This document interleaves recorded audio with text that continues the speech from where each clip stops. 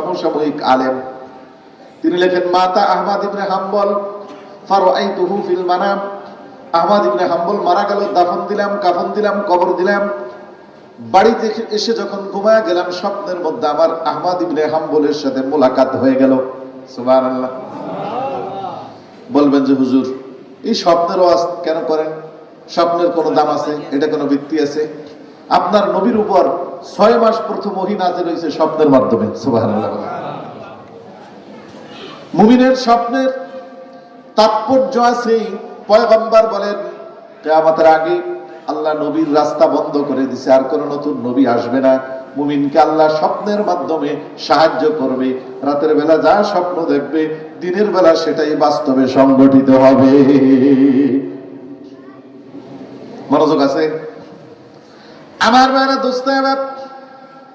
বিখ্যাত আলেম ইব্রাহিম আল-হারাবি তিনি বলেন, স্বপ্নে দেখলাম দাফন দিয়ে কাফন দিয়ে জালিমের জুলুম নির্যাতনের স্টিম রোলারে চাপা পড়ে জীবনটা বিলীন করে দিলেন। যুগের বিখ্যাত আলেম কোরআনুল কারীমের একটা শান আর মানকে প্রতিষ্ঠা করার জন্য একটা শব্দের সাথে আপোষ না করার কারণে, একটা শব্দ, কয়টা শব্দ? কোরআনের একটা সম্মানজনক শব্দের সাথে আপোষ না করার কারণে ওনাকে যখন জুলুম করে করে করে করে কবর পর্যন্ত পৌঁছে দেওয়া হলো, রাতের বেলা আমি স্বপ্নে দেখি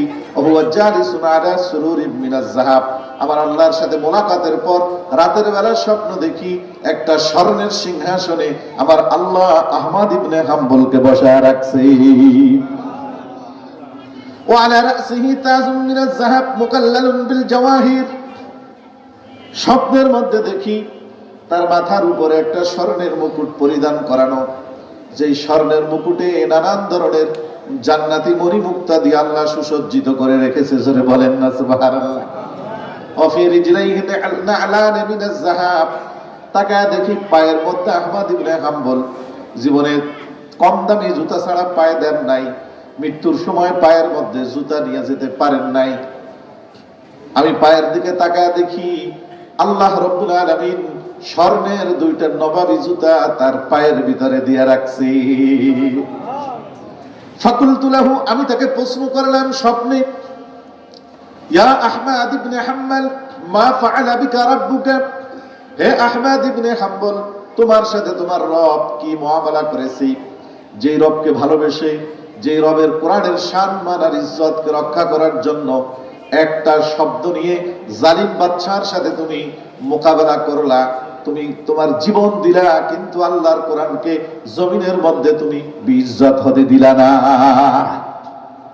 এই তোমার জীবন উৎসর্গের বিনিময় রব তোমার সাথে কি মুআমালা করেছে আহমদ ইবনে হাম্বল, আমি এটা জানতে চাই। আমি ঘুম থেকে উঠে দুনিয়ার সকল মানুষকে তোমার সাথে আল্লাহর মুআমালাটা আমি মানুষকে জানায়া দিব। আমার ভাইরা, দোস্ত আমার, ইমাম আহমদ ইবনে হাম্বল বলেন, মানুষ মৃত্যুর পরে যখন তার রূহটাকে, নেককারের রূহটাকে ফেরেশতারা উপরের দিকে নিয়ে যায়, আল-আমিন ফাইজি সাহেব, খতিব আবু যর গেফারি কমপ্লেক্স জামে মসজিদ, খিলগাঁও, ঢাকা, প্রতিষ্ঠাতা পরিচালক মারকাজুস সুন্নাহ ইসলামী রিসার্চ সেন্টার, ঢাকা। আমি হযরতকে তার আলোচনা পেশ করার জন্য সবিনয় অনুরোধ করছি। আসসালামু আলাইকুম ওয়া রাহমাতুল্লাহি ওয়া বারাকাতুহু। আলহামদুলিল্লাহি ওয়া কাফা ওয়া সালামুন আলা ইবাদিহিল্লাযীনা ইসতাফা। أما بعد فأعوذ بالله من الشيطان الرجيم. بسم الله الرحمن الرحيم. قل إن كنتم تحبون الله فاتبعوني يحببكم الله ويغفر لكم ذنوبكم والله غفور رحيم. وقال الله تبارك وتعالى في آية أخرى لقد كان لكم في رسول الله أسوة حسنة لمن كان يرجو الله واليوم الآخر وذكر الله كثيرا. وقال رسول الله صلى الله عليه وسلم كل أمتي يدخلون الجنة إلا من أبى. قيل ومن يأبى يا رسول الله؟ قال من أطاعني دخل الجنة ومن عصاني فقد أبى. أو كما قال النبي عليه الصلاة والسلام. سبحانك لا علم لنا إلا ما علمتنا إنك أنت العليم الحكيم.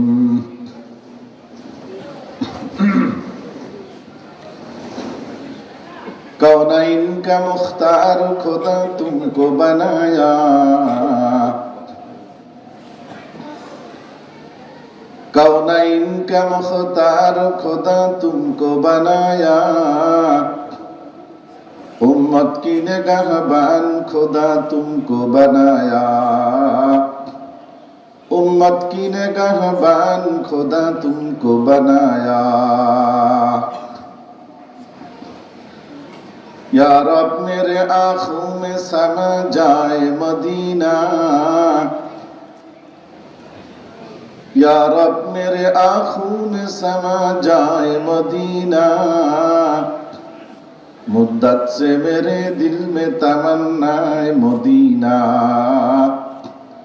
मुद्दत से मेरे दिल में तमन्नाए मदीना। रुखसारे से बुर्का का जरा पर्दा उठा दो, रुखसारे से बुर्का का जरा पर्दा उठा दो, लिल्लाह मुझे हुस्न सूरत दाद दिखा दो, लिल्लाह मुझे हुस्न सूरत दाद दिखा दो।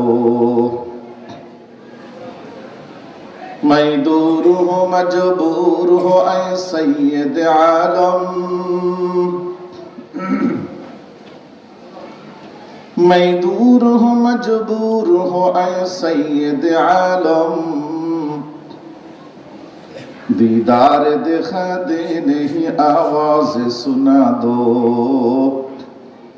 दीदार दिखा दे नहीं आवाज सुना दो। আলহামদুলিল্লাহ, মহান রব্বুল আলামিনের দরবারে গভীর রজনীতেই আজকের এই আস-সুন্নাহ ক্যাডেট মাদ্রাসার বার্ষিক মাহফিলে আল্লাহ আমাদেরকে সমবেত করার, আপনাদেরকে নিয়ে একত্রিত হয়ে বসার তৌফিক দান করেছেন। এজন্য হৃদয়ের গভীর থেকে শুকরিয়া আদায় করছি। কালিমাতুশ শুকুর আলহামদুলিল্লাহ। রাত যেহেতু অনেক বেশি, এই জন্য আমি খুতবা একেবারে শর্ট করছি। আশা করি আপনারা বুঝতে পেরেছেন যে আমার দৃষ্টিভঙ্গি অল্প সময়ে কথা শেষ করা। আমি গত বছর আপনাদের এখানে এসেছিলাম, জানি না আপনাদের কারো স্মরণ আছে কিনা বা কেউ গত বছরের ওই মজলিসে ছিলেন কিনা। তো আমি আপনাদের খেদমতে পবিত্র কোরআনুল কারীমের দুইটা জায়গা থেকে ছোট্ট দুইটা আয়াতের অংশ বিশেষ তেলাওয়াত করেছি। আমি সংক্ষিপ্ত কিছু কথা বলবো, কিন্তু মেহেরবানি করে আমার একটা কন্ডিশন আছে আপনাদের সাথে, সেটা হলো আমার কথার মধ্যে ওঠা বসা করা যাবে না। যদি কেউ উঠতে চান তাহলে এখনই উঠে যাওয়া ভালো, আর যারা একটু বসতে চান মেহেরবানি করে আল্লাহর কোরআনের মহব্বতে, রাসূলে কারীম সাল্লাল্লাহু আলাইহি ওয়াসাল্লামের মহব্বতে তারা একটু মেহেরবানি করে বসেন, সামনের জায়গাগুলো ফাঁকাগুলো বন্ধ করে বসেন, আগায় বসেন। আল্লাহ আমাদের তৌফিক দান করুন। আমি আপনাদের খেদমতে পবিত্র কোরআনুল কারীমের দুইটা আয়াত পাঠ করেছি। প্রথম নম্বর আয়াত সূরা আল ইমরানের 31 নম্বর আয়াত, দ্বিতীয় আয়াত যেটা পাঠ করেছি সূরা আল আহজাবের 21 নম্বর আয়াত। দুটি আয়াত মহান রব্বুল আলামিন আমাদের নবী সাইয়্যিদুল মুরসালিন শাফিউল মুজনাবিন রাহমাতুল লিল আলামিন খাতামুন নবীন মুহাম্মাদুর রাসূলুল্লাহ সাল্লাল্লাহু আলাইহি ওয়াসাল্লামের শানে নাযিল করেছে।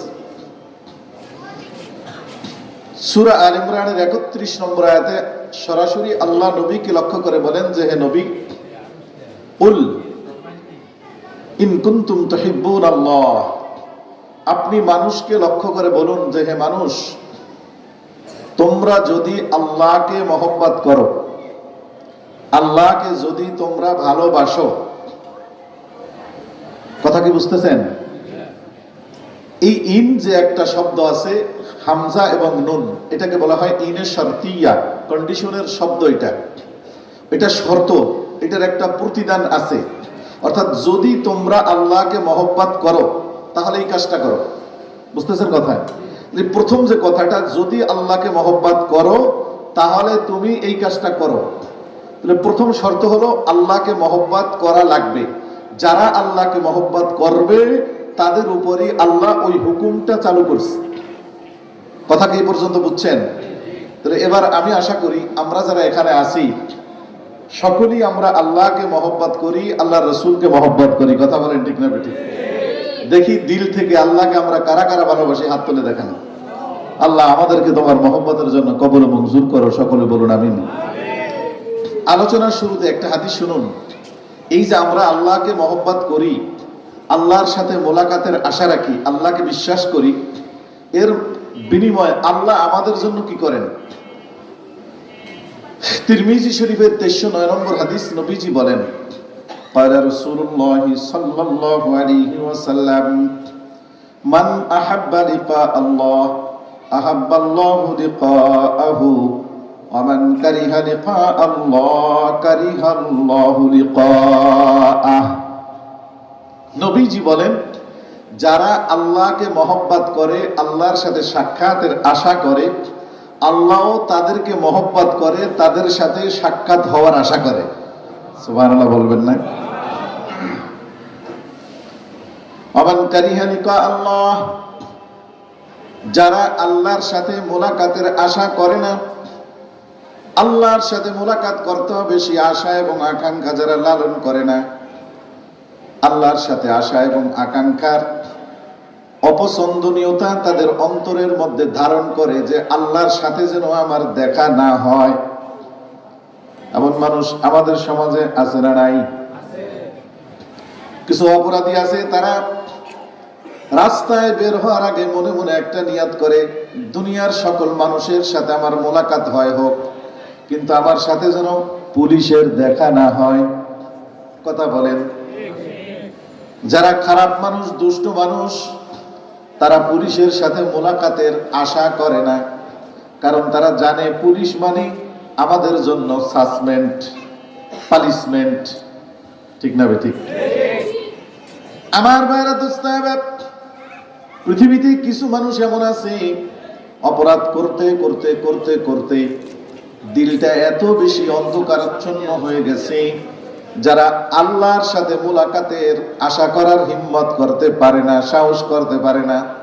তারা চায় আল্লাহর সাথে যেন আমার সাক্ষাৎ না হয়। আমার আল্লাহ বলেন, ফাকারিহাল্লাহু লিকাআহু, তুমি যে আল্লাহর সাথে মুলাকাতকে অপছন্দ করো, আল্লাহও তোমার সাথে সাক্ষাৎটাকে পছন্দ করে না। তাহলে আমরা কোন দলে থাকবো বলেন তো? আল্লাহর সাথে মুলাকাতের আশা করবো কি করবো না? আল্লাহ আমাদেরকে আল্লাহ তাআলার সাথে মোলাকাতের সুযোগ করে দিক। সকলে বলুন আমিন। আমার ভাইরা, দোস্ত, আল্লাহ রাব্বুল আলামিন স্বয়ং নিজে সাক্ষী দিয়ে বলেন, যারা ঈমানদার, মুমিন, মুত্তাকি, ওয়াল্লাযীনা আমানু আশাদ্দু হুব্বাল লিল্লাহ, যারা আমার উপর ঈমান রাখে, মুমিন, মুত্তাকি, নিশ্চয়ই মুমিনেরা আমাকে গোটা পৃথিবীর সকল কিছু থেকে বেশি ভালোবাসে। জোরে বলেন না সুবহানাল্লাহ। আয়াতের শুরুতে আল্লাহ বলেন, যারা আল্লাহকে বাদ দিয়ে অন্য কোন বস্তুকে মাবুদ হিসাবে গ্রহণ করে নিয়েছে, মূর্তিকে মাবুদ বানায় নিছে, বট গাছকে মাবুদ বানায় নিছে, দুর্গাকে মাবুদ বানায় নিছে, দরগাকে মাবুদ বানায় নিছে। আল্লাহ তাআলা বলেন, তারা তাদের বানানো খোদাকে যতটুকু মহব্বত করে, আমার যারা সত্যিকারের বান্দা তারা আমি আল্লাহকে তার চেয়ে আসাদ্দু হুব্বাল লিল্লাহ, তাদের অন্তরে আমার ভালোবাসা গোটা পৃথিবীর সকল ভালোবাসার থেকে বেশি। লাভ কি? আল্লাহকে এত ভালোবাসবো, ফায়দাটা কি? ইমাম আহমদ ইবনে হাম্বল রহমাতুল্লাহি আলাইহি নাম শুনেছেন আপনারা? চার মাযহাবের এক মাযহাবের ইমাম, যার নাম আহমদ ইবনে হাম্বল রহমাতুল্লাহি আলাইহি। আল্লাহর ভালোবাসা দিলে লালন করতে গিয়ে আল্লাহর কালামুল্লাহর শান মান আর ইজ্জতকে পৃথিবীতে প্রতিষ্ঠা করতে গিয়ে জালিম শাসকের মুখামুখি হওয়া লাগছে ওনাকে। কারণ ইমানের পরীক্ষা আছে না নাই? বলেন তো দেখি। ইমানের পরীক্ষা দিতে গিয়ে আহমদ ইবনে হাম্বল রহমাতুল্লাহি আলাইহি জালিমের কারাগারে বন্দী হয়ে গেলেন। সকালবেলা 70টা চাবুকের আঘাত দিয়ে সকালের নাস্তায়, আসরের নামাজের পরে সন্ধ্যার আগে আবার সেই ক্ষত জায়গার উপরে 70টা চাবুকের আঘাত দিয়ে নাস্তা। সকালে 70 আঘাত, বিকেলে 70 আঘাত। এভাবে জালিমের আঘাতে উনি ইন্তেকাল করলেন, মৃত্যুবরণ করলেন। আমরা মনে করি ফাঁসি দিয়ে দিলাম, জেলে বইরা জেলে পচে মারলাম, তার মানে আমি জিততে গেলাম। ঘটনা কি তা? আমার ভাইরা দোস্ত, মনোযোগ লাগবে। ওই জামানার বিখ্যাত আলেম ইব্রাহিম আল হারাবি রহমাতুল্লাহি আলাইহি নিজের কিতাবের মধ্যে ঘটনা লেখেন। ইমাম আহমদ ইবনে আলেম তিনি লেখেন, মাতা আহমদ ইবনে হাম্বল ফারাআইতুহু ফিল মানাম। আহমদ ইবনে হাম্বল মারা গেল, দাফন দিলাম, কাফন দিলাম, কবর দিলাম। বাড়িতে এসে যখন ঘুমায় গেলাম, স্বপ্নের মধ্যে আমার আহমদ ইবনে হাম্বলের সাথে মোলাকাত হয়ে গেল। সুবহানাল্লাহ। বলবেন যে হুজুর এই স্বপ্নের ওয়াজ কেন করেন? স্বপ্নের কোনো দাম আছে? এটা কোনো ভিত্তি আছে? আপনার নবীর উপর 6 মাস প্রথম ওহী নাযিল হয়েছে স্বপ্নের মাধ্যমে। সুবহানাল্লাহ। মুমিনের স্বপ্নের তাৎপর্য আছে। পয়গম্বর বলেন কিয়ামতের আগে আল্লাহ নবীর রাস্তা বন্ধ করে দিয়েছে, আর কোন নতুন নবী আসবে না। মুমিনকে আল্লাহ স্বপ্নের মাধ্যমে সাহায্য করবে। রাতের বেলা যা স্বপ্ন দেখবে, দিনের বেলা সেটাই বাস্তবে সংগঠিত হবে। মনোযোগ আছে আমার ভাইরা দোস্ত? বিখ্যাত আলেম ইব্রাহিম আল হারাবি তিনি বলেন, স্বপ্নে দেখলাম দাফন দিয়ে কাফন দিয়ে জালিমের জুলুম নির্যাতনের স্টিম রোলারে চাপা পড়ে জীবনটা বিলীন করে দিলেন। যুগের বিখ্যাত আলেম কোরআনুল কারীমের একটা শান আর মানকে প্রতিষ্ঠা করার জন্য একটা শব্দের সাথে আপোষ না করার কারণে, একটা শব্দ, কয়টা শব্দ? কোরআনের একটা সম্মানজনক শব্দের সাথে আপোষ না করার কারণে ওনাকে যখন জুলুম করে করে করে করে কবর পর্যন্ত পৌঁছে দেওয়া হলো, রাতের বেলা আমি স্বপ্নে দেখি আমার আল্লাহর সাথে মোলাকাতের পর রাতের বেলা স্বপ্ন দেখি একটা স্বর্ণের সিংহাসনে আমার আল্লাহ আহমদ ইবনে হাম্বলকে বসায় রাখছে। وعلى رأسه تاج من الذهب مكلل بالجواهر। স্বপ্নের মধ্যে দেখি তার মাথার উপরে একটা স্বর্ণের মুকুট পরিধান করানো, যেই স্বর্ণের মুকুটে নানান ধরনের জান্নাতি মণিমুক্তা দিয়ে আল্লাহ সুসজ্জিত করে রেখেছে। জোরে বলেন না সুবহানাল্লাহ। ওয়া ফি রিজলাইহি না'লান মিনাজ যাহাব। তাকায় দেখি পায়ের মধ্যে আহমদ ইবনে হাম্বল জীবনে কম দামি জুতা ছাড়া পায়ে দেন নাই, মৃত্যুর সময় পায়ের মধ্যে জুতা নিয়ে যেতে পারেন নাই। আমি পায়ের দিকে তাকায় দেখি আল্লাহ রাব্বুল আলামিন স্বর্ণের 2টা নবাবী জুতা তার পায়ের ভিতরে দিয়ে রাখছি। ফাকুলতু লাহু, আমি তাকে প্রশ্ন করলাম স্বপ্নে, ইয়া আহমদ ইবনে হাম্বল মা ফাআলা বিকা রাব্বুকা। হে আহমদ ইবনে হাম্বল, তোমার সাথে তোমার রব কি মুআমালা করেছে? যেই রবকে ভালোবেসে, যেই রবের কোরআনের শান মান আর ইজ্জতকে রক্ষা করার জন্য একটা শব্দ নিয়ে জালিম বাদশার সাথে তুমি মোকাবেলা করলা, তুমি তোমার জীবন দিলা, কিন্তু আল্লাহর কোরআনকে জমিনের মধ্যে তুমি বেইজ্জত হতে দিলা না। এই তোমার জীবন উৎসর্গের বিনিময় রব তোমার সাথে কি মুআমালা করেছে আহমাদ ইবনে হাম্বল, আমি এটা জানতে চাই। আমি ঘুম থেকে উঠে দুনিয়ার সকল মানুষকে তোমার সাথে আল্লাহর মুআমালাটা আমি মানুষকে জানায়া দিব।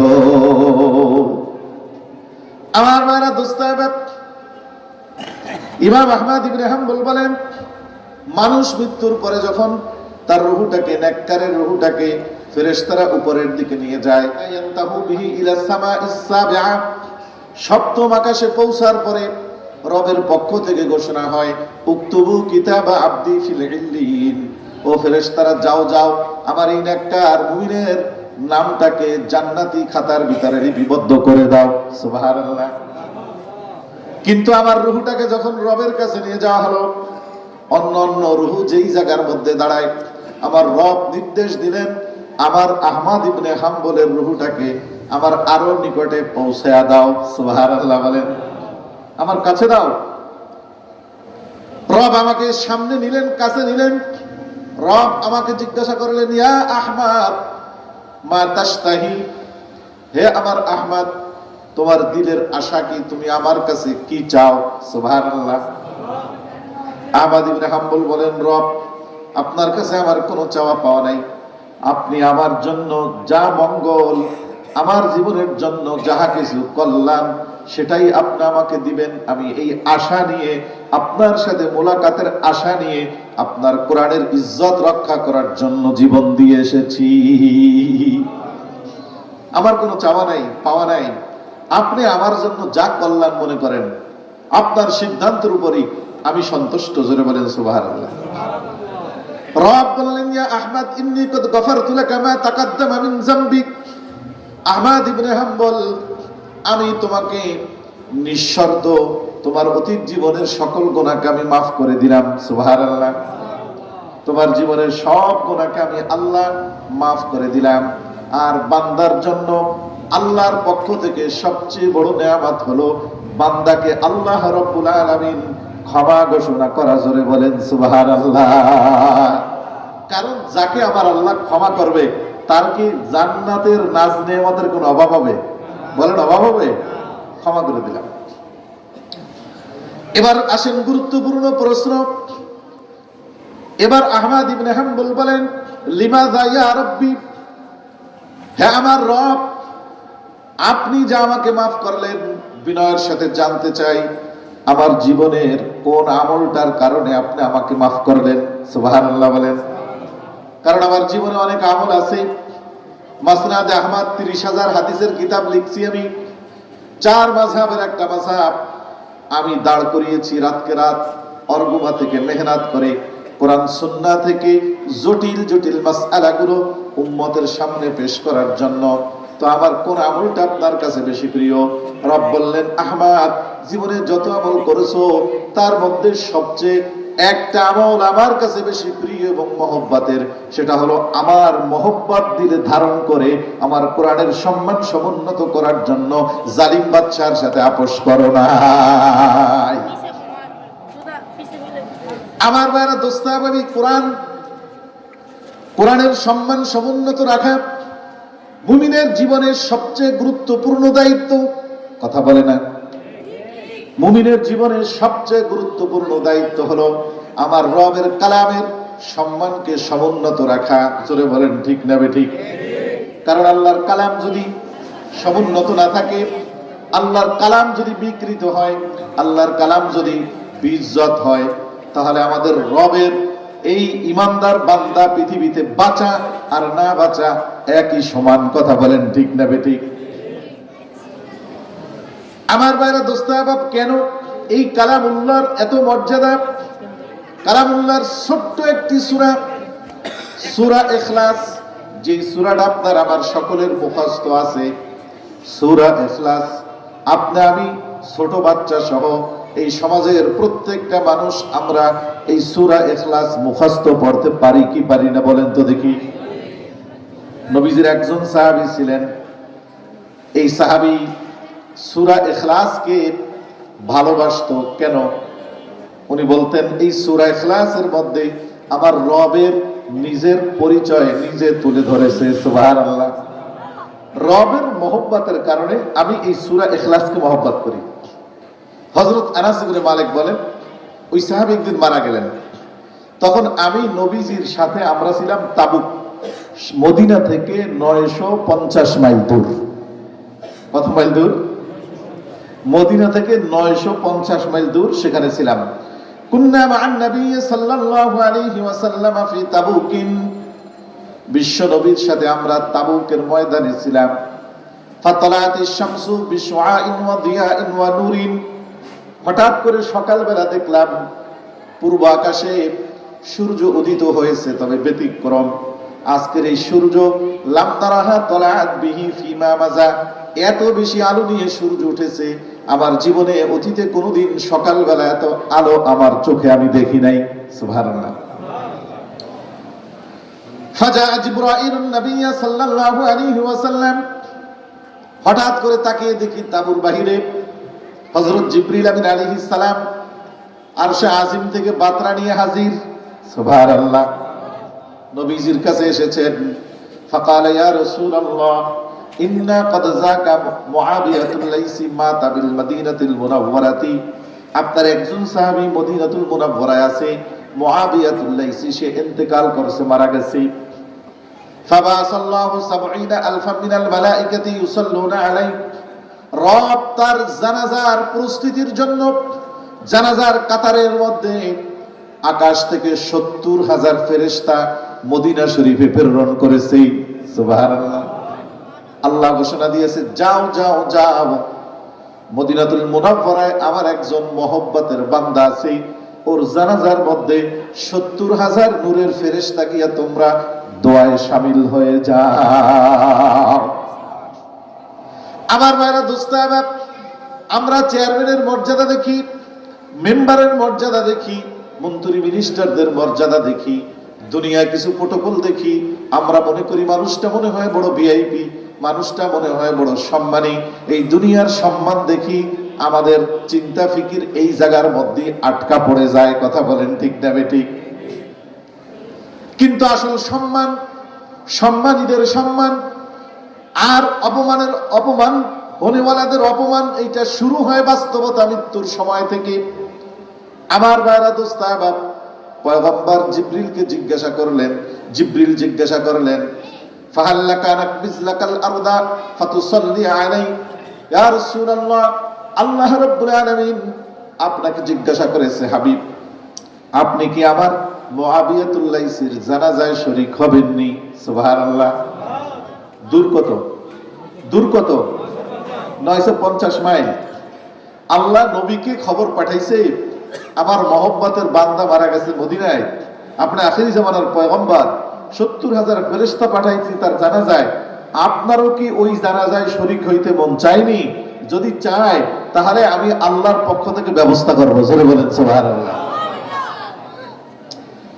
নবীজি বলেন, লিমাযা ইয়া জিবরাইল, হে জিবরিল, অবশ্যই অবশ্যই আমি জানাজায় শরীক হব, ব্যবস্থা করবা, কিন্তু আগে বলতে হবে মুআবিয়াতুল লাইসি গরিব মানুষ, মদিনাতুল মুনাওয়ারায় প্রভাবশালী কোনো মানুষ না, নাম ডাক নাই, বিশাল বড় বাড়ির মালিক না, বিশাল বড় গাড়ির মালিক না।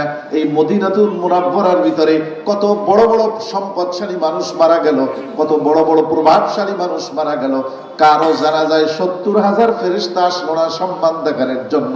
মুআবিয়ার জানাজায় কেন ৭০,০০০ ফেরেশতা আমার রব পাঠালেন, আগে জানতে চাই। আমার ভাইরা দোস্তাবা, আশ্চর্য হবেন, বিশাল বড় কোন আমল না। ফেরেশতা জিবরিল বলেন, ইয়া রাসূলুল্লাহ, হুয়া রাজুলুন ইউকসিরু কুল হুয়াল্লাহু আহাদ, ওই ব্যক্তি এমন একটা ব্যক্তি যার অন্তরের ভিতরে সদা সর্বদা রবের মহব্বত টকবক টকবক করত। জোরে বলেন সুবহানাল্লাহ। রবের মহব্বতের কারণে হযরতে মুআবিয়াতুল লাইসি সারা দিন রাত বিল্লাইলি ওয়ান নাহার, রাত এবং দিনে যখন সুযোগ পাইতো হাঁটাচলা করত। মদিনার মানুষগুলো দুইজন একত্রিত হইয়া দেশের রাজনৈতিক আলাপ করে, মুআবিয়াতুল লাইসি পাশ দিয়া হেঁটে যায়, তাদের সাথে শরীক হয় না, শুধু মনে মনে রবের একটা ছোট্ট সূরা তেলাওয়াত করে, কুল হুয়াল্লাহু আহাদ আল্লাহুস সামাদ লাম ইয়ালিদ ওয়া লাম ইউলাদ ওয়া লাম ইয়াকুল লাহু কুফুয়ান আহাদ। এই সূরাটা তেলাওয়াত করে বেশি বেশি রবের মহব্বতে, কবে রবের সাথে আমার সাক্ষাৎ হবে, আমার রব আমার সাথে কবে মোলাকাত দিবে, সাক্ষাৎ দিবে, এই আশায় শুধুমাত্র রবের মহব্বতে ছোট্ট সূরা তেলাওয়াত করতে করতে করতে করতে রবের এত বেশি প্রিয় হয়ে গেল ৭০,০০০ ফেরেশতা তার জানাজায় শরীক হয়ে গেল। আমার ভাইরা দোস্ত, এই যে কোরআন,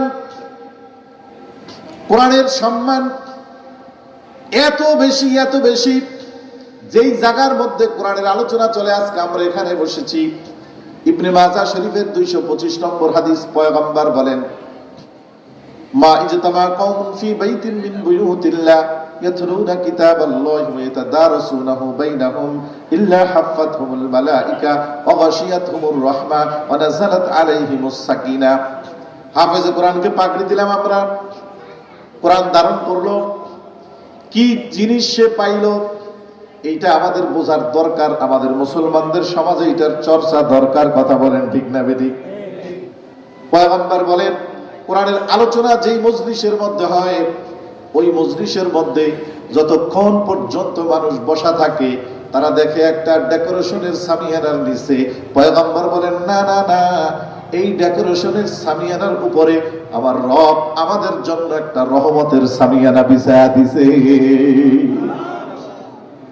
মুসলিম শরীফের ১৭৪৪ নম্বর হাদিস, ওয়ান আবি সাঈদ আল-খুদরি রাদিয়াল্লাহু তাআলা আনহু قال ইন্না উসাইদ ইবনে হুযাইর বাইনামা হুয়া লাইলাতান ইয়াকরাউল কুরআন ফি মিরবাদিহি। হযরত আবু সাঈদ খুদরি বলেন, বিশ্ব নবীর একজন সাহাবী ছিল হযরত উসাইদ ইবনে হুযাইর রাদিয়াল্লাহু তাআলা আনহু। তিনি একদিন গভীর রজনীতে কোরআনুল কারীমের তেলাওয়াত আরম্ভ করে দিলেন তার ঘোড়াশালার মধ্যে। ঘোড়াশালা বুঝেন? ঘোড়াশালা অর্থাৎ যেই এরিয়ার ভিতরে, যেই ঘরের ভিতরে ঘোড়া বেঁধে রাখে, ঘোড়া বসবাস করে। আমাদের দেশে মানুষ গরু লালন পালন করে না, গরুর গোয়াল বলে না, গোয়াল।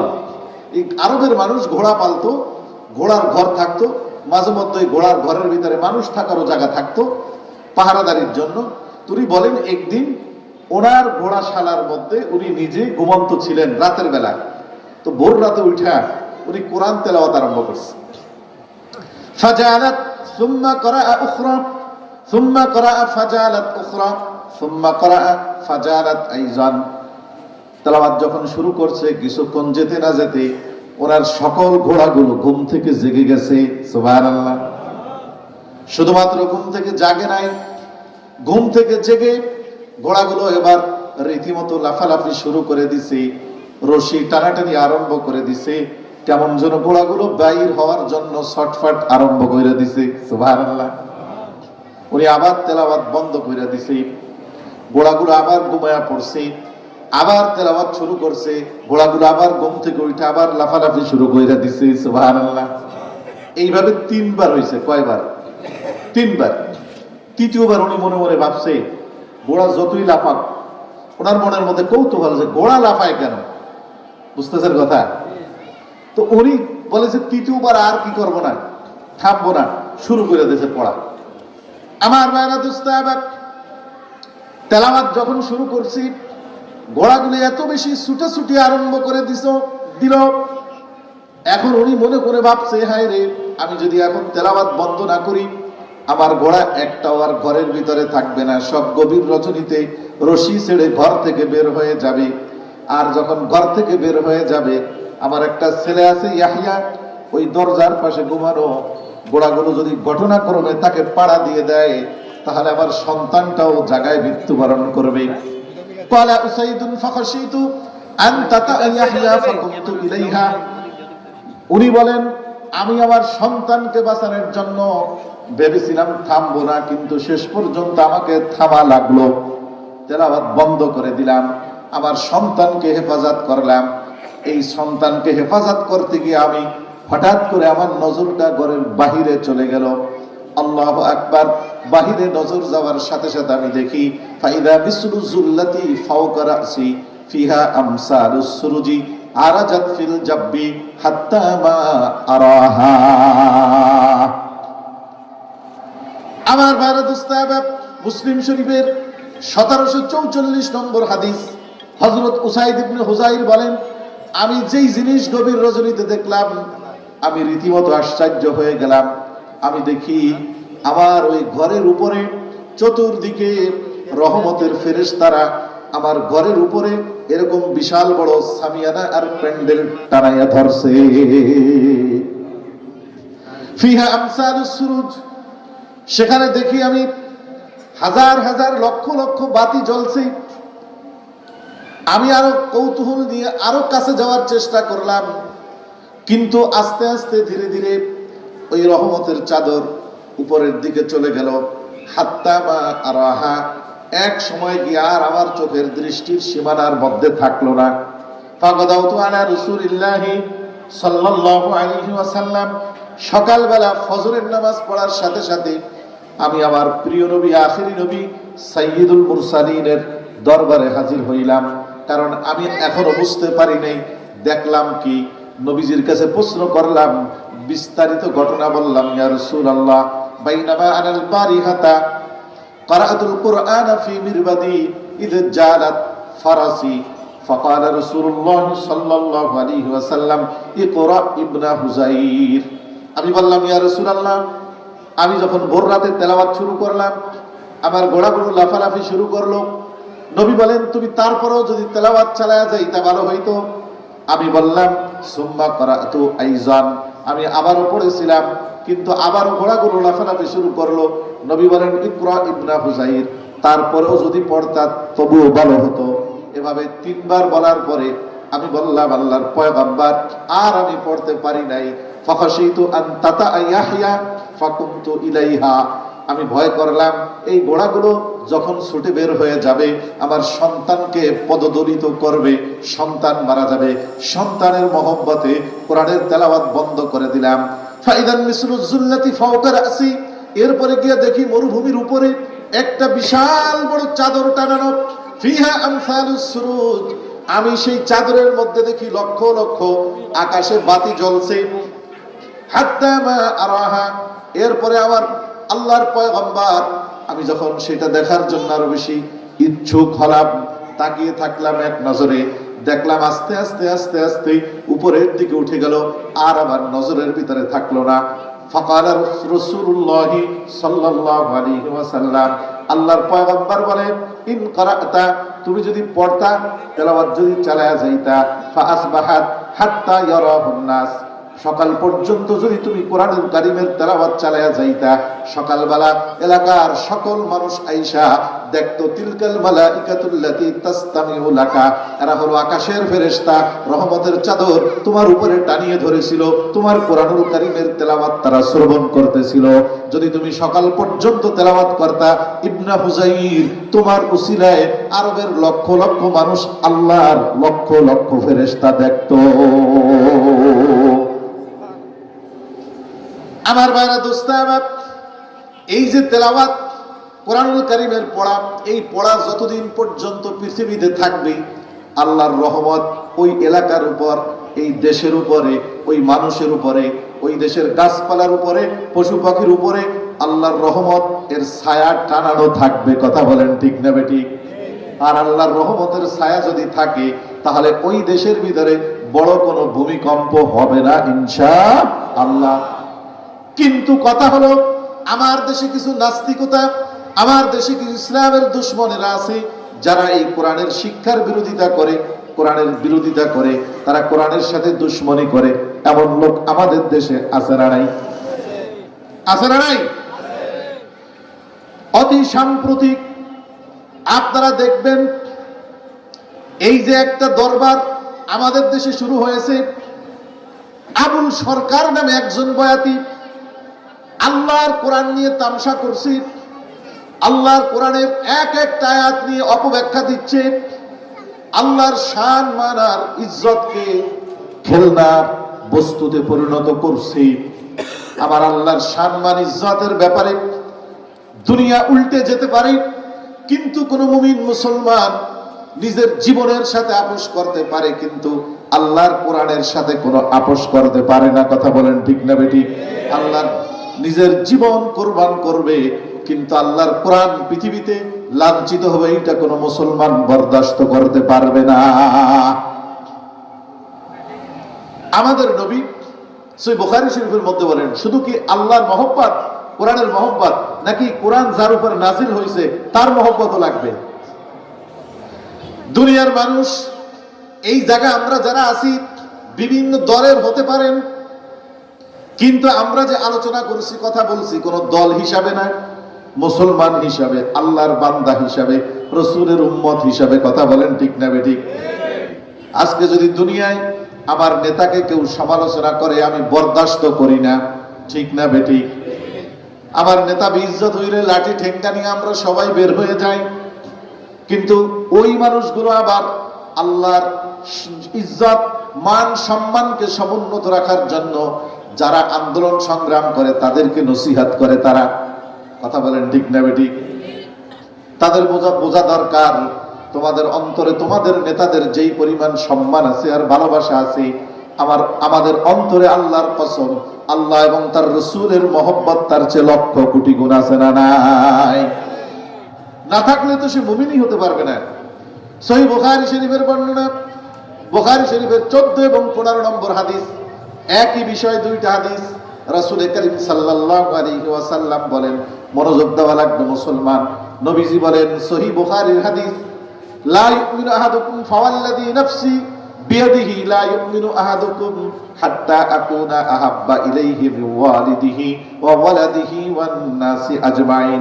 নবীজি বলেন, তুমি তো মুমিন মুসলমান, শোনো শোনো, অতক্ষণ পর্যন্ত আল্লাহর কসম আমি নবী বললাম তুমি মুসলমান হতে পারবা না, খাঁটি মুমিন হতে পারবা না, যতক্ষণ পর্যন্ত আমি নবীর মহব্বত তোমার অন্তরের মধ্যে, তোমার মা থেকে, তোমার বাবা থেকে, তোমার সন্তান থেকে, সন্ততি থেকে, তোমার জীবন থেকে আমি নবীর মহব্বত যদি তোমার অন্তরে বেশি না থাকে, পয়গম্বর বলেন, ফাওয়াল্লাযী নাফসি বিয়াদিহি, আমার জীবন যেই আল্লাহর হাতে, ওই আল্লাহর শপথ, অতক্ষণ পর্যন্ত কোনো মানুষ মুমিন হতে পারবে না।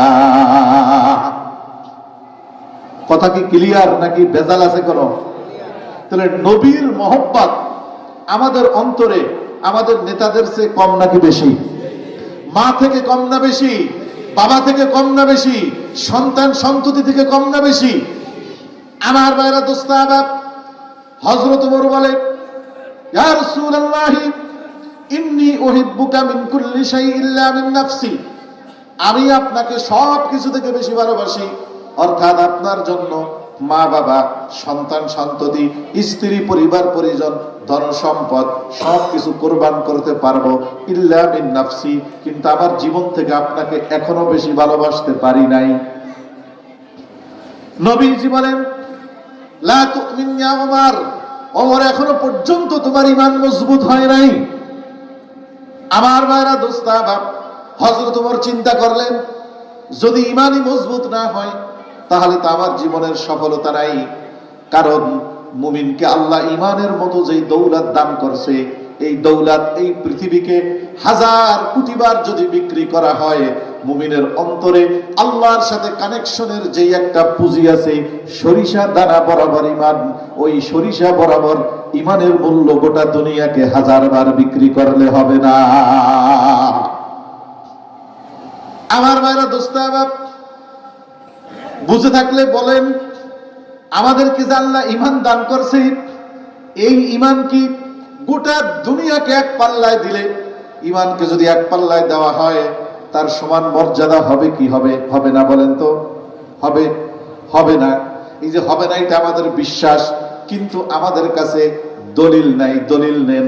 পবিত্র কোরআনুল কারীমে আল্লাহ বলেন, কিয়ামতের কঠিন মুসিবতের সময় মানুষ যখন, সহিহ বুখারীর হাদিসে নবীজি বলেন, দুনিয়ার মানুষ যখন কিয়ামতের ময়দানে দুই ভাগে বিভক্ত হবে, এক ভাগ জান্নাতে যাবে, এক ভাগ জাহান্নামে যাবে। জাহান্নামের কয়েকটা স্তর আছে, তার মধ্যে সবচেয়ে উপরের স্তর যেটা, ওই স্তরে যারা যাবে তারা হলো মুমিন মুসলমান। বিভিন্ন অন্যায় অপরাধের কারণে তারা জাহান্নামে গেছে, ওই ঈমানের বিনিময়ে আল্লাহ শাস্তি ভোগ করার পরে আবার তাদেরকে নিয়ে আসবে। আর এর নিচের স্তরগুলোতে যারা আছে তারা হলো কাফের মুনাফিক, তাদেরকে আল্লাহ কোনোদিনের জন্য জাহান্নাম থেকে বের করবে না। তো সর্বশেষ আল্লাহ ঘোষণা দিবে, নবীজি বলেন, ইয়াদখুলু আহলুল জান্নাতিল জান্নাহ ওয়া আহলুন নারিন নার। জান্নাতীরা জান্নাতে, জাহান্নামীরা জাহান্নামে। রব্বুল আলামিনের ঘোষণা আসবে, আখরিজু মান কানা ফি কলবিহি মিসকালু হাববাতিন মিন খারদালিন মিনাল ঈমান। যাও জাহান্নামের পাড়ে গিয়ে, ও আমার ফেরেশতারা, আমার যেই বান্দার অন্তরে সরিষার দানাকে 70 ভাগ করলে এক ভাগের নাম হলো জাররা, ওই জাররা বরাবর তাওহীদ যদি তার অন্তরে পাও, আল্লাহর প্রতি বিশ্বাস যদি অন্তরে পাও, সেই মানুষটাকেও আবার জাহান্নাম থেকে বের করে নিয়ে আসো।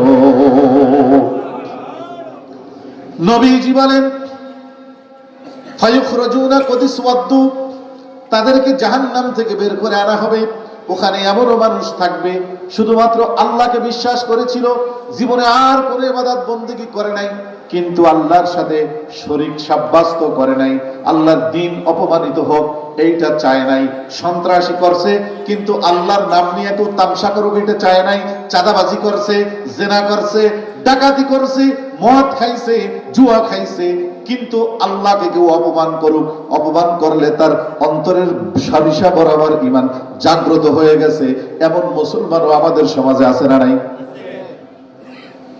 ডাকাত, সন্ত্রাস, কিন্তু নবীকে নিয়ে কেউ কটূক্তি করলে রাস্তায় লাফ দিয়ে নামে, আছে না নাই? বলে যে অনেক পাপ করি, অন্যায় করি, কিন্তু আমার আল্লাহকে নিয়ে, রাসূলকে নিয়ে কথা বললে মানব না। এই মানুষগুলো যদি সরিষা বরাবর ঈমান থাকে, আমার আল্লাহ বলবেন ওদেরকে জাহান্নাম থেকে নিয়ে আসো। সর্বশেষ তাদেরকে নবীজি বলেন, জাহান্নাম থেকে যে নিয়ে আসছে, চেহারার মধ্যে কোনো মানুষের ছাপ নাই, রক্ত নাই, মাংস নাই, চামড়া নাই, হাড্ডি নাই, কদিসওয়াদ্দু, শুধুমাত্র একটা কয়লার টুকরা। ফায়ুখরাজুনা মিনহা কদিসওয়াদ্দু ফায়ুলকাউনা ফি নাহরিল হায়াত। নবীজি বলেন, জান্নাতের সামনে একটা নহর থাকবে, সেই নহরের নাম হলো নহরে হায়াত। সেই জায়গার মধ্যে ফেরেশতারা তাদেরকে ফেলে দিবে, সেই নহর থেকে একটা ডুব দিয়া উঠবে, চুবনি খেয়ে উঠবে। নবীজি বলেন, ফাতাস্তামবিতু ফায়াস্তামবিতুন কামা তামবুতুল হিব্বাতু ফি জানিবিস সাইল। ওখান থেকে তারা এত সুন্দর তরুতাজা হইয়া জান্নাতি চেহারা নিয়ে উঠবে, যেরকম নদীর পাড়ে একটা স্রোতের পাশে সরিষার দানা যদি পড়ে, অন্য কোনো গাছের দানা যদি পড়ে, ওই দানাটা সুন্দর একটা গাছ অঙ্কুরিত হয়। নতুন জীবন নিয়ে ওই জাহান্নামের মানুষটা এবার জান্নাতের নহরের ভিতর থেকে দাঁড়ায়া যাবে। কিসের বিনিময় বলেন তো? কতটুকু ঈমান? কতটুকু ঈমান? জাররা বরাবর ঈমান। এখন এই ঈমানদারদের ভিতরে একেবারে সর্বশেষ যে, যার নিচে আর কোন ঈমান নাই, তাকে আল্লাহ জান্নাত দিয়ে বলবে যে তুই কি চাস? ও বলবে যে আল্লাহ, আমি হইলাম আপনার সবচেয়ে পাপিষ্ঠ গোলাম, আমার নিচে আর কোনো মুসলমান নাই পৃথিবীতে, লো কোয়ালিটির মুসলমান, আমি আপনার কাছে কি চাবো? আপনি আমাকে তামসা করছেন, আপনি যা দিবেন তাই তো আমার জন্য বেশি। এর পিছনে আরো ঘটনা আছে, আমার এদিকে আমি যাবো না, আলোচনা অন্যদিকে। তারপর আল্লাহ বলবেন কি, তোকে এই যে জান্নাতে ঢুকাই দিলাম, দুনিয়া যে ছিল, দুনিয়া বুঝেন আপনি? দুনিয়া বুঝেন? দুনিয়ার মতো ও আশারাতি আমসালিহা, ওই রকম আরো 10-9টা মিলাইয়া 10 দুনিয়ার সমান তোকে জান্নাতের রাজত্ব দিলাম। কারে? একেবারে লো কোয়ালিটির, এই পৃথিবীতে সবচেয়ে কম ইমানদার। মনে করেন আমরা যদি বলি যে কথায় কথায় যে এরশাদ শিকদার, তো এরশাদ শিকদারের তাও তো বড় খুনি এই দুনিয়ায় থাকতে পারে কি পারে না? পারে কি পারে না? বুখারীতে ঘটনা আসছে, 99 জন মার্ডার করছে। কতজন? 99 জন। 99 জন মার্ডার করে এরপরে দিলে দিলে ভাবে, দেখি আমার তওবাটা কবুল হয় কিনা। তো এক হুজুরের কাছে ফতোয়া জিজ্ঞাসা করতে গেছে। হুজুর পাকাপোক্ত হুজুর না, অল্প পড়াশোনা। তো হুজুর আল্লাহর রহমতের দিকে তার নজর কম, বলে যে 99টা মার্ডার না, এত পাপ কইরা তো মানুষ মাপ পাওয়ার কোনো আশা নেই। তো ওই লোক চিন্তা করে মনে মনে, কয় তাহলে জাহান্নামে যদি যাইতে হইব, সেঞ্চুরি আর বাদ দিয়ে লাভ কি? এইটারও মার্ডার করি, সেঞ্চুরি হয়ে যাক, অন্তত একটা নাম তো যে 100 মার্ডার করছিলাম। কথা কয় না? কথা কি বুঝছেন নাকি বুঝেন নাই? এটা নবী বলেন, নবী, বুখারী শরীফের হাদিস। মিয়া আমার মায়েরা দোস্তা বাপ দেশে হুজুরের কল্লা উড়ে, এবার অন্তরের ভিতরে আবার ভয় চাপছে। আবার একজন আল্লাহওয়ালার কাছে যাওয়ার জন্য এবার রওনা করছি। পথে একজন লোকের সাথে দেখা যে, ভাই আমি এরকম 100 মার্ডার করছি, আমার কোনো ক্ষমা আসেনি। ওই লোকটা বলে যে, হ্যাঁ তোমার তো ক্ষমা থাকার কথা, তোমার ক্ষমা আছে, তবে তুমি একজন ভালো মুহাক্কিক বুজুর্গ ব্যক্তি আছে, আলেম আছে, ওই যে দেখা যায় অমুক গ্রামে, ওই গ্রামে যাও, ওই গ্রামে গিয়া তার সাথে হাতে হাত দিয়া তওবা করো, তার কাছে তওবা করে অঙ্গীকার করো, আর জীবনে এই কাজ করবা না, আমার আল্লাহ আশা করি তোমাকে মাফ করে দিবে। সুবহানাল্লাহ। আমার ভাইরা, দোস্ত আমার, বিশ্ব সন্ত্রাসী, টপ লিডারের সন্ত্রাস, 100 মার্ডার করা সন্ত্রাস এবার ওই গ্রামের দিকে রওনা করছে। আমার যুবক ভাইরা রে, রব আমাদের উপরে কত মেহেরবান, কত দয়া করার জন্য প্রস্তুত।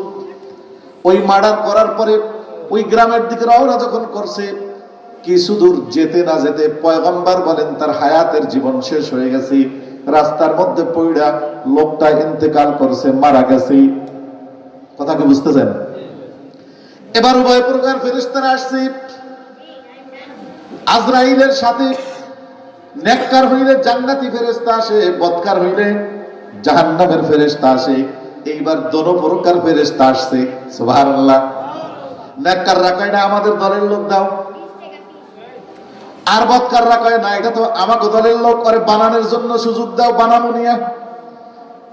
দুই গ্রুপ টানাটানি শুরু করে দিছে। এবার রুহুল এক গন্ডগোল আরম্ভ হয়ে গেছে ফেরেশতাদের ভিতরে। সুবহানাল্লাহ কয় না? আল্লাহ বলেন জিবরিল যাও যাও, ডিসিশন দাও, ফয়সালা দাও।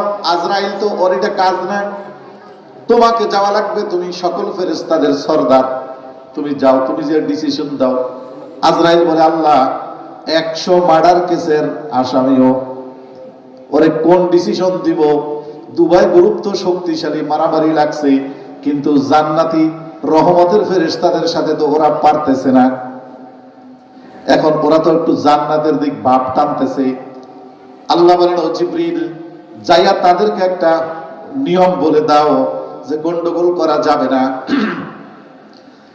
মাপ দিতে হবে। ওই জায়গা থেকে যেখানে মারা গেছে রুহুটা, ওই জায়গা থেকে হুজুরের বাড়ি কত দূর, আর পিছন দিকে ওই গুনাহগারের বাড়ি কত দূর, উভয়টা মাপ দিবা।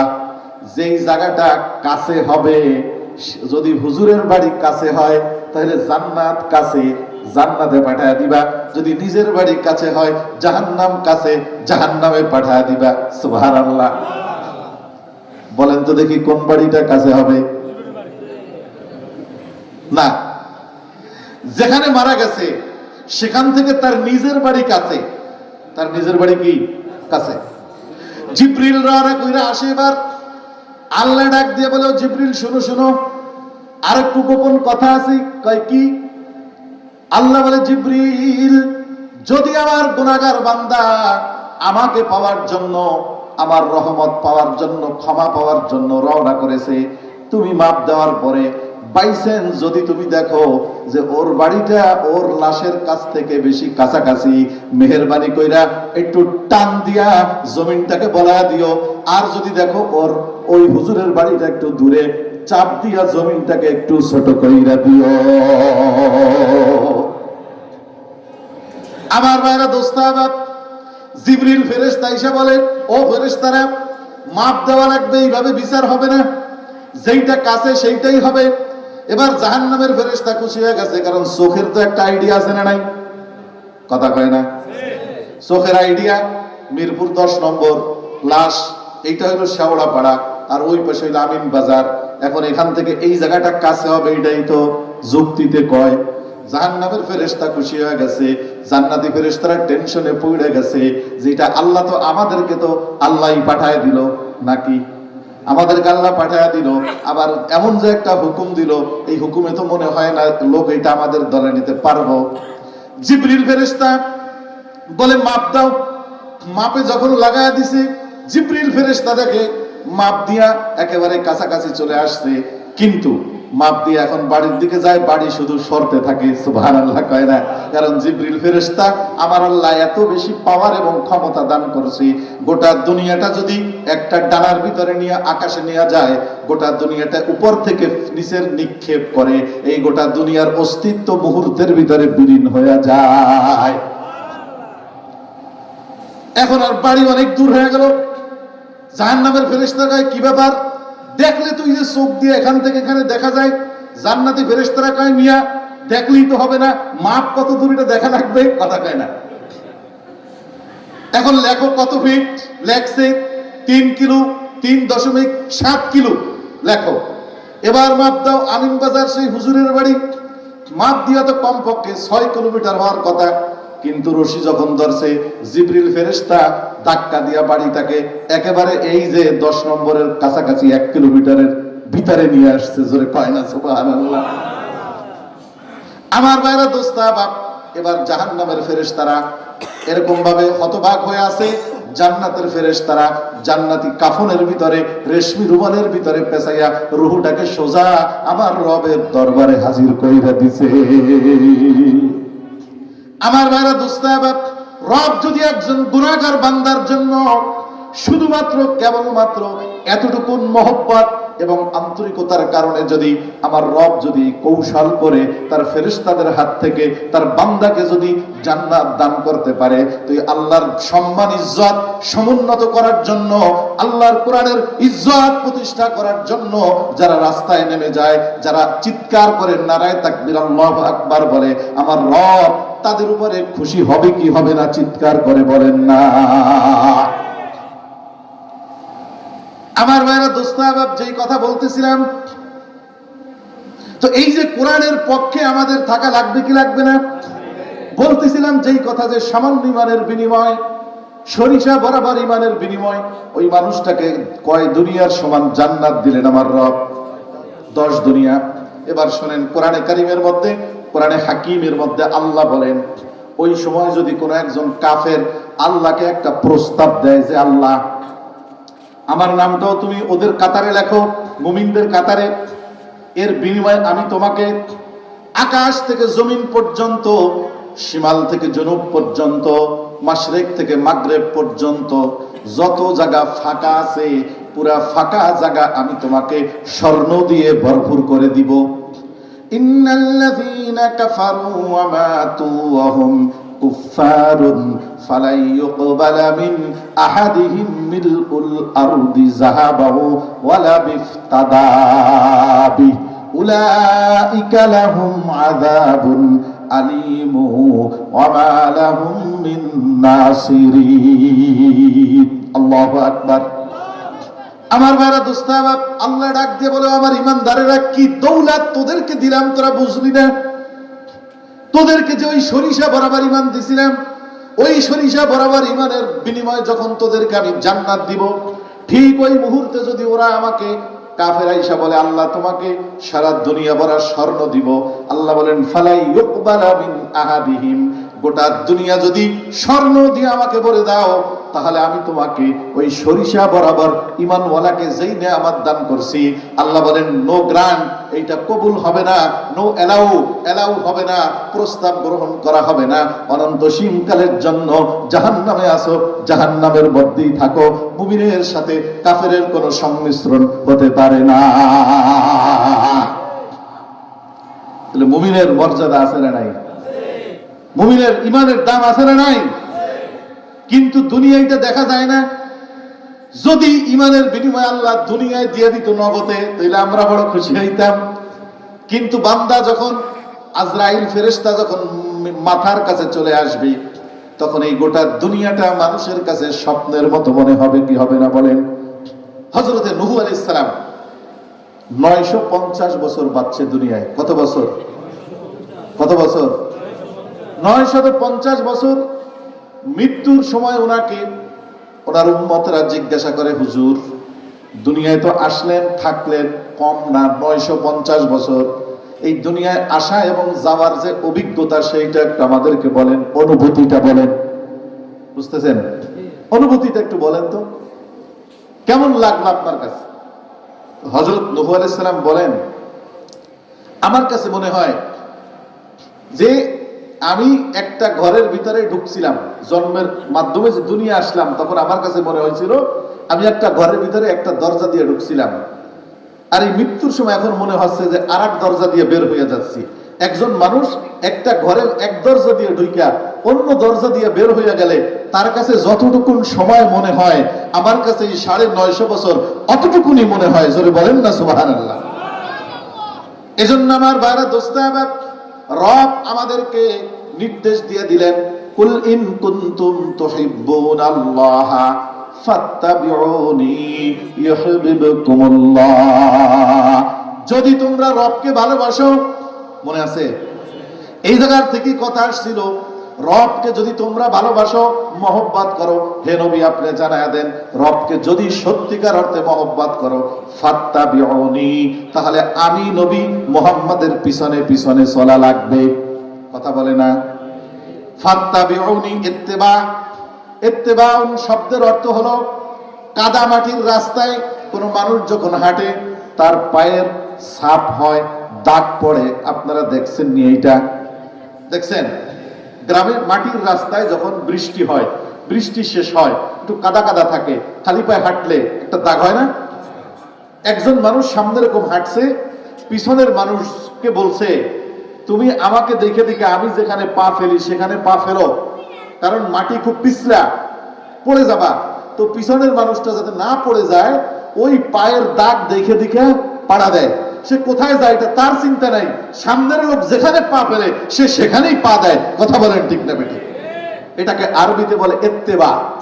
এবার এই আয়াতের তরজমা বুঝেন তৈলে, নবীকে আল্লাহ বলেন, হে নবী আপনি আমার বান্দাদেরকে বলেন, তোমরা যদি আল্লাহকে সত্যিকার অর্থে ভালোবাসো আর ওই আল্লাহর ভালোবাসার কি পেতে চাও, তাহলে আমি নবী মুহাম্মদুর রাসূলুল্লাহকে কি করো? অনুসরণ করো, আমার পিছনে পিছনে চলো। কি হবে? লাভ কি? ইউহিব্বুকুমুল্লাহ, আল্লাহ স্বয়ং নিজে নবীকে যদি তোমরা অনুসরণ করো, তাহলে স্বয়ং রব্বুল আলামিন তোমাদেরকে যেই পরিমাণ তোমরা আল্লাহকে ভালোবাসবা, নবীকে অনুসরণ করবা, তার চেয়ে লক্ষ কোটি গুণ ভালোবাসার মহব্বতার নাজনে আবাদ আল্লাহ তোমাদেরকে দান করবে। কারণ নবীর পিছনে চলা ছাড়া, নবীর পিছনে পিছনে চলা ছাড়া, আখিরি জামানার পয়গম্বরের অনুসরণ অনুকরণ করা ছাড়া এই পৃথিবীতে কিয়ামত পর্যন্ত মানুষের জন্য আল্লাহ জান্নাতে যাওয়ার আর বিকল্প কোনো রাস্তা রাখেন নাই। কথা বলেন ঠিক না বেঠিক? সহিহ বুখারী শরীফের বর্ণনা 7281 নম্বর হাদিস, নবীজি একদিন ঘরের ভিতরে ঘুমানো, হযরত জাবের রাদিয়াল্লাহু তাআলা আনহু বলেন, জাআত মালাইকাতুন ইলান নবী সাল্লাল্লাহু আলাইহি ওয়াসাল্লাম ওয়া হুয়া নাঈমুন। নবীজির ঘরে একদিন আকাশ থেকে ফেরেশতাদের জামাত আসলো। ফেরেশতা জিবরিল আমিন আলাইহিস সালামের নেতৃত্বে শতে শতে ফেরেশতা আগমন করলো। ওয়া হুয়া নাঈমুন, জীবত অবস্থায় বিশ্বনবী সাইয়্যিদুল মুরসালিন বিছানার মধ্যে ঘুমানো অবস্থায় ছিলেন। ফাকালা বা'দুহুম ইন্নাহু নাঈমুন, তো কিছু ফেরেশতারা এবার বলল, আমরা যেই ব্যক্তির বাড়িতে আসলাম উনি তো ঘুমানো, আমরা এসে লাভ হলো কি? এইটা বুঝাইতে চাচ্ছি যে উনি তো ঘুমানো, আমরা তো ওনার বাড়িতে আসলাম, উনি তো ঘুমানো। ওয়াকালা বা'দুহুম ইন্নাল আইনা নাঈমাতুন ওয়াল কলবা ইয়াকযান, অন্য ফেরেশতারা ওই ফেরেশতাদের কাউন্টার জবাব দিয়ে বলল, শোনো শোনো, আমরা যেই ব্যক্তির কাছে আসছি উনি দুনিয়ার অন্য 10 জন মানুষের মতো নয়, ওনার চোখ যদিও ঘুমায় কিন্তু ওনার অন্তর সদা সর্বদা জাগ্রত থাকে। সুবহানাল্লাহ। এবার হযরত জিবরিল আলাইহিস সালাম বললেন, ইন্নালি সাহিবিকুম হাদা মাসালান ফাদরিবু লাহু মাসালা, এই যে ব্যক্তি ঘুমন্ত তোমাদের সাথী, যার বাড়িতে আমরা আসছি, ওনার একটা দৃষ্টান্ত আছে, ওনার একটা উদাহরণ আছে, তোমরা সেই উদাহরণটাকে পেশ করো। ফাকালা বা'দুহুম ইন্নাহু নাঈমুন, আবার ওই কথাটাই কিছু ফেরেশতারা বলল যে ওনার উদাহরণ পেশ করে লাভ কি? উনি তো ঘুমায়া রইছে। সুবহানাল্লাহ বলেন। ওয়াকালা বা'দুহুম ইন্নাল আইনা নাঈমাতুন ওয়াল কলবা ইয়াকযান, বাকি ফেরেশতারা বলল অসুবিধা নাই, ওনার চোখ ঘুমানো কিন্তু ওনার অন্তর এখনো জাগ্রত আছে, ওনার অন্তর সদা সর্বদা জাগ্রত থাকে। অতএব ওনার যে দৃষ্টান্তটা, ওনার উদাহরণটা, আল্লাহ ওনাকে এই পৃথিবীতে কি হিসাবে প্রেরণ করছে সেই উদাহরণটা তোমরা আলোচনা করো। সুবহানাল্লাহ।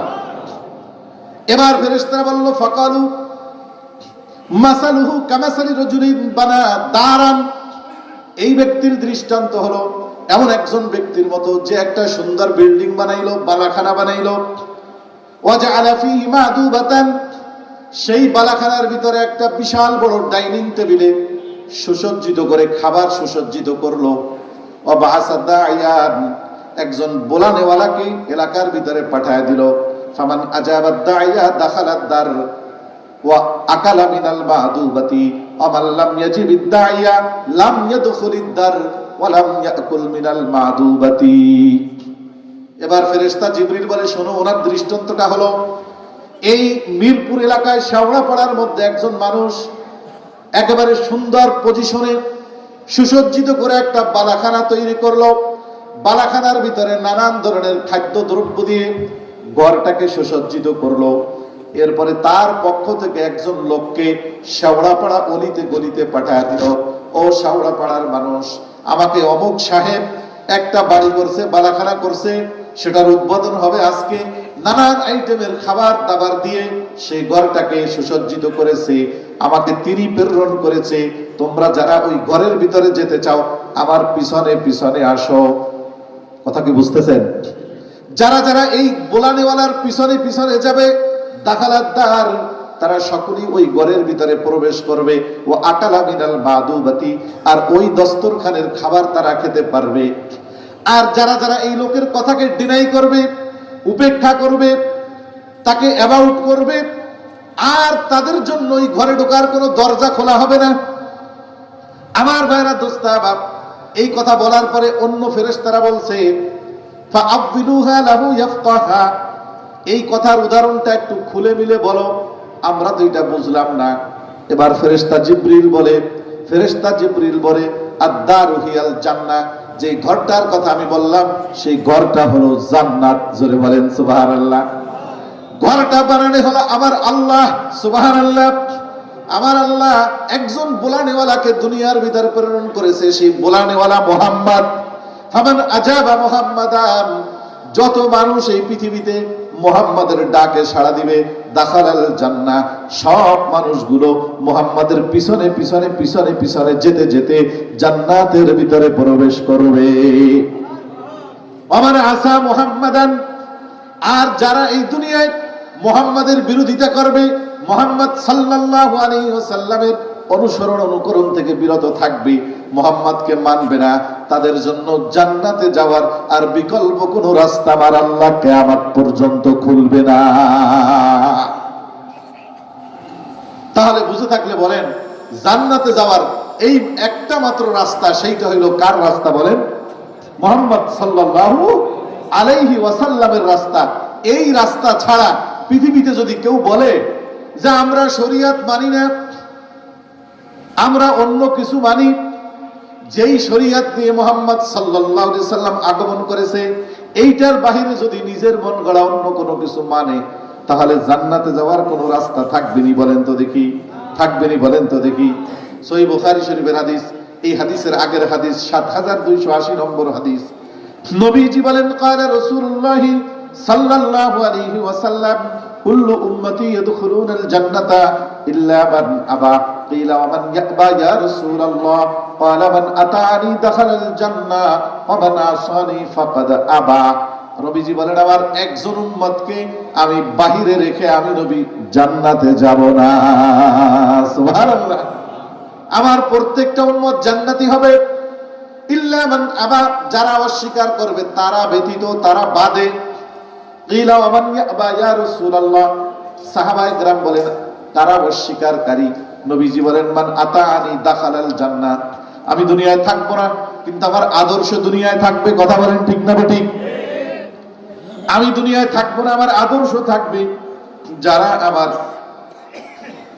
যারা আমার আদর্শ মানবে কিয়ামত পর্যন্ত তাদের জন্যই জান্নাতের দরজা খোলা থাকবে। যারা আমার আদর্শ মানবে না, ওদের জন্য ওদের কোনো বাবা, ওদের কোনো দাদা ওদেরকে জান্নাতের দরজায় নিতে পারবে না। কারণ আউয়ালু মান ইয়াদখুলুল জান্নাতা, আউয়ালু মান ইয়াদখুলুল জান্নাতা ওয়া আনা আউয়ালু মান ইয়াদখুলুল জান্নাতা, সর্বপ্রথম আমি জান্নাতে প্রবেশ করব জান্নাত উদ্বোধন করার জন্য। কারণ আমি যাওয়া ছাড়া জান্নাতের গেট খোলা হবে না। জান্নাতের গেট খোলার পরে আমি আমার উম্মতদেরকে জান্নাতে ঢুকাবো, আমি হাসরের ময়দানে আমার গুনাহগার উম্মতের সুপারিশের জন্য ব্যস্ত হয়ে যাব। হযরত আনাস ইবনে মালিক রাদিয়াল্লাহু তাআলা আনহু নবীজিকে প্রশ্ন করেন, ইয়া রাসূলুল্লাহ, তিরমিজি শরীফের 2433 নম্বর হাদিস। হযরত আনাস বলেন, সাআলতু রাসূলুল্লাহ সাল্লাল্লাহু আলাইহি ওয়াসাল্লাম আন ইয়াশফাআনি, আমি নবীকে প্রশ্ন করলাম, ইয়া রাসূলুল্লাহ, আমি আপনার খেদমত করি, দুনিয়ায় ছোট্ট মানুষ, আমি আপনার খেদমত করি, এই খেদমতের বিনিময়ে কাল কিয়ামতের কঠিন মুসিবতের সময় আপনি আমাকে সুপারিশ করবেননি? সুবহানাল্লাহ বলেন। নবীজি বলেন, আনা ফাইলুন ইয়া আনাস, অবশ্যই অবশ্যই আমি তোমাকে সুপারিশ করব, কথা দিলাম। এবার আনাস ইবনে মালিক বলেন, ফাইনা আতলুবুকা ইয়া রাসূলুল্লাহ, আপনি তো আমাকে সুপারিশ করবেন, ভালো কথা, কিন্তু আমি আপনাকে হাসরের ময়দানে তালাশ করব, কোথায় পাবো, কোথায়? সুবহানাল্লাহ, সুন্দর প্রশ্ন না? নবী এবার কি বলেন শুনেন। নবীজি বলেন, আনাস, উতলুবনি আউয়ালা মা তাতলুবনি ইয়াউমাল কিয়ামাতি আলা সিরাত, সর্বপ্রথম তুমি আমাকে তালাশ করবা কিয়ামতের ময়দানে পুলসিরাতের পাড়ে। সুবহানাল্লাহ। আনাস বলেন, ফাইল্লাম আলকাকা আলা সিরাত ফাআইনা আতলুবুকা ইয়া রাসূলুল্লাহ, যদি আপনাকে পুলসিরাতের পাড়ে আমি না পাই, তাহলে দ্বিতীয় পজিশনে আপনাকে আমি কোথায় তালাশ করব, কোথায় খুঁজবো? নবীজি বলেন, উতলুবনি ইনদাল মিজান, আমাকে মিজানের দাড়ি পাল্লার পাশে খুঁজবা। সুবহানাল্লাহ বলেন। আনাস আবার প্রশ্ন করছেন, ফাইল্লাম আলকাকা ইনদাল মিজান, আপনাকে আমি মিজানের দাড়ি পাল্লার আশেপাশে যদি খুঁজে না পাই, তালাশ করব কোথায়? সুবহানাল্লাহ। নবীজি এবার তৃতীয়বার বলে, আনাস, যদি আমাকে মিজানের ওখানে যদি না পাও, তাহলে আমাকে উতলুবনি ইনদাল হাউস, হাউজে কাউসারের পাড়ে তুমি আমাকে খুঁজবা। আমার নবী জানেন আনাস আবারও জিজ্ঞাসা করবে, ইয়া রাসূলুল্লাহ, যদি হাউজে কাউসারের পাড়ে আপনাকে না পাই, তাহলে কোথায় তালাশ করব? এই জন্য নবীজি বলেন, আনাস, ইন্নী লা উখতিউ হাযিহি সালাসিল মাওয়াতিন, এই তিনটা জায়গায় আমি অবশ্যই অবশ্যই অবশ্যই থাকব, কারণ আমার গুনাহগার উম্মতকে রেখে তিনটা জায়গা বিপদ সংকলন জায়গা, এই জায়গায় ফেলে রেখে আমি অন্য কোথাও কিয়ামতের ময়দানে যাব না। এজন্য আমার ভাইরা, দোস্ত আহবাব, যেই নবী বিপদের সময়, এমন বিপদের সময় আমাদের উপকারে আসবে, যেই বিপদের সময় পৃথিবীর কোন মানুষ তো দূরের কথা, নিজের সন্তান পিতা মাতা পরিচয় দিবে না, নেতায় বুঝি পরিচয় দিবে, নেতায় বুঝি পরিচয় দিবে। ইয়াউমা ইয়াফিরুল মারউ মিন আখিহি ওয়া উম্মিহি ওয়া আবি ওয়া সাহিবাতিহি ওয়া বানি লিকুল্লি ইমরিইম মিনহুম ইয়াউমাইযিন শা'নুন ইউগনি। আল্লাহ বলে, সন্তান সন্ততি পিতামাতা পরিচয় দিবে না, সন্তানরা পিতামাতাকে পরিচয় দিবে না, ভাই ভাইকে পরিচয় দিবে না, স্বামী স্ত্রীকে পরিচয় দিবে না। কেন? আজকে পরিচয় দিতে গেলে বিপদ আছে। একমাত্র যিনি পরিচয় দিবেন, সকল নবীরা, কথা শেষ করছিলাম বা কথা বলা যাবে না, সহিহ বুখারী শরীফের মধ্যে হাদিস এসেছে, সহিহ বুখারীর 4712 নম্বর হাদিস, অনেক বড় লম্বা হাদিস। ময়দানে মাহশরে মানুষগুলো সর্বপ্রথম আদম পয়গম্বরের কাছে যাবে, ইসফালানা ইয়া আদম, আদম তুমি আমাদের জন্য সুপারিশ করো। আদম বলবে, আমার পক্ষে সম্ভব না, ইজহাবু ইলা গায়রি, অন্য কারো কাছে যাও তোমরা। ইজহাবু ইলা নূহান, নূহ পয়গম্বরের কাছে চলে যাও। নূহ বলবে, ইব্রাহিমের কাছে যাও। ইব্রাহিমের কাছে যাওয়ার পরে বলবে, মূসার কাছে যাও। মূসার কাছে যাওয়ার পরে বলবে, ঈসার কাছে যাও। ঈসার কাছে যাওয়ার পরে বলবে, ইযহাবু ইলা মুহাম্মাদান, তোমরা আজকে যদি বাঁচতে হয় একমাত্র মুহাম্মদ ছাড়া বাঁচানোর আর কোনো ব্যক্তি নাই। সুবহানাল্লাহ।